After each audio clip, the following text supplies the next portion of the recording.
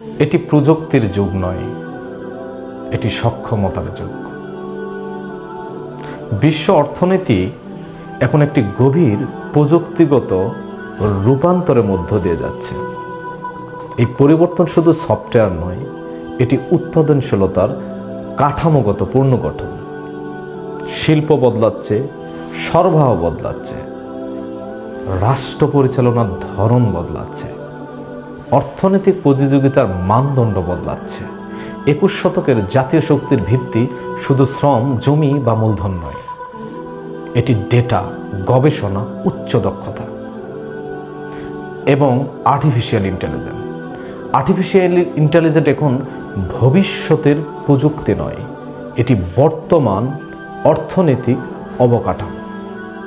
Prime minister, Bangladesh 2034 সালের মধ্যে $1 trillion অর্থনীতি হওয়ার লক্ষ্য নির্ধারণ করেছে। এটি একটি উচ্চাকাঙ্ক্ষী লক্ষ্য, কিন্তু অসম্ভব নয়। চলুন বাস্তবতা দেখি। আমাদের বর্তমান জিডিপি প্রায় $1.5 ট্রিলিয়ন। এক দশকের মধ্যে আমাদের অর্থনৈতিক সক্ষমতা দ্বিগুণ করতে হবে। এর অর্থ ধারাবাহিকভাবে 8 থেকে 9% প্রবৃদ্ধি। 6% যথেষ্ট নয়, কিন্তু প্রশ্ন হচ্ছে 8% প্রবৃদ্ধি কোথা থেকে আসবে? শুধু ঋণ নির্ভর বিনিয়োগ থেকে? শুধু অবকাঠামোগত নির্মাণ থেকে? শুধু শ্রমগণ শিল্প থেকে? না, উচ্চ প্রবৃদ্ধি আসে উৎপাদনশীলতা বৃদ্ধির মাধ্যমে। 2034 লক্ষ্য অর্জন হবে কেবল উচ্চাকাঙ্ক্ষা নয়, উৎপাদনশীলতায়। বিশ্ব অর্থনীতিতে উৎপাদনশীলতা বৃদ্ধির সবচেয়ে শক্তিশালী চালক এখন এআই। উন্নত অর্থনীতিগুলোতে এআই প্রয়োগের ফলে 10 থেকে 15% দক্ষতা বৃদ্ধি পেয়েছে, এটা এখন প্রমাণিত। 1% জাতীয় উৎপাদনশীলতা বৃদ্ধি বাংলাদেশের অর্থনীতিতে $1 বিলিয়ন যোগ করতে পারে। 5% উৎপাদনশীলতা বৃদ্ধি মধ্যমেয়াদে আমাদের জিডিপি কাঠামো বদলে দিতে পারে। এআই ছাড়া এই স্কেলে উৎপাদনশীলতা বাস্তবসম্মত নয়।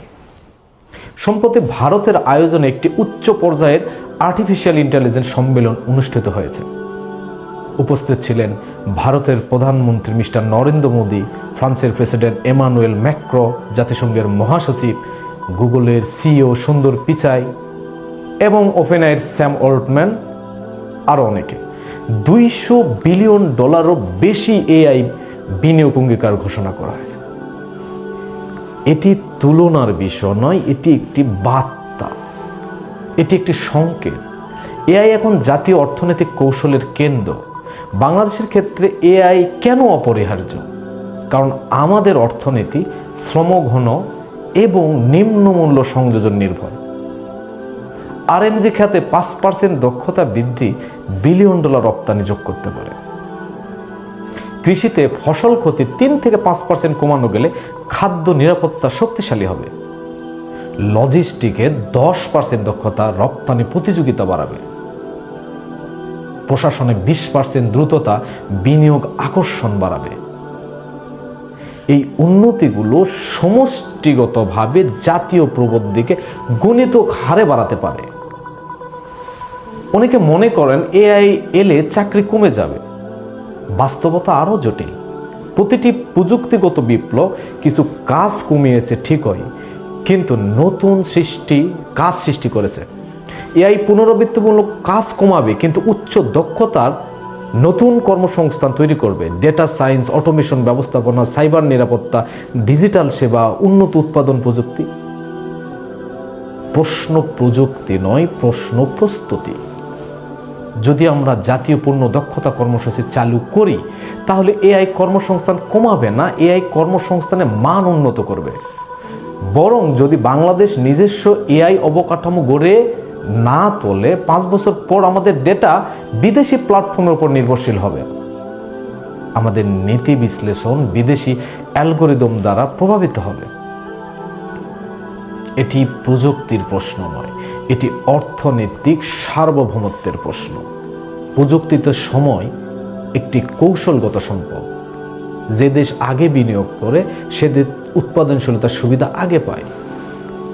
দেরি করলে খরচ বাড়ে, নির্ভরতা বাড়ে, প্রতিযোগিতা কমে।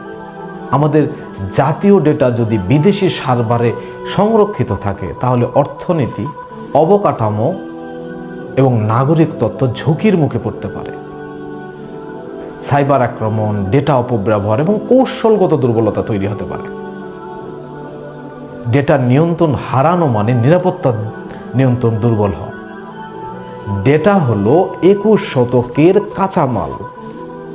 যদি কাঁচামাল নিজের নিয়ন্ত্রণে না থাকে, তাহলে অর্থনৈতিক ভবিষ্যৎ ও নিরাপত্তা নিজের নিয়ন্ত্রণে থাকে না। আমি প্রস্তাব করছি বাংলাদেশ এআই ন্যাশনাল মিশনের 10টি কৌশলগত স্তম্ভ।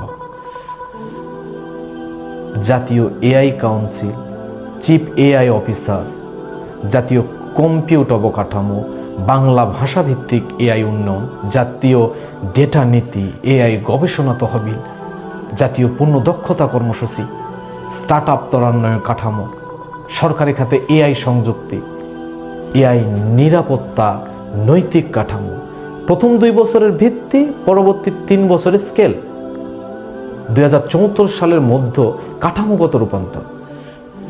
প্রাইম মিনিস্টার, 2034 একটি সংখ্যা নয়, এটি একটি প্রজন্মের অর্থনৈতিক নিরাপত্তা।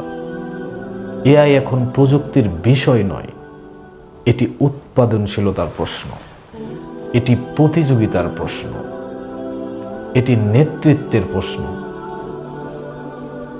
সময়ের জানালা এখন খোলা, নেতৃত্বের মুহূর্ত এখনই। বাংলাদেশ কি প্রস্তুত?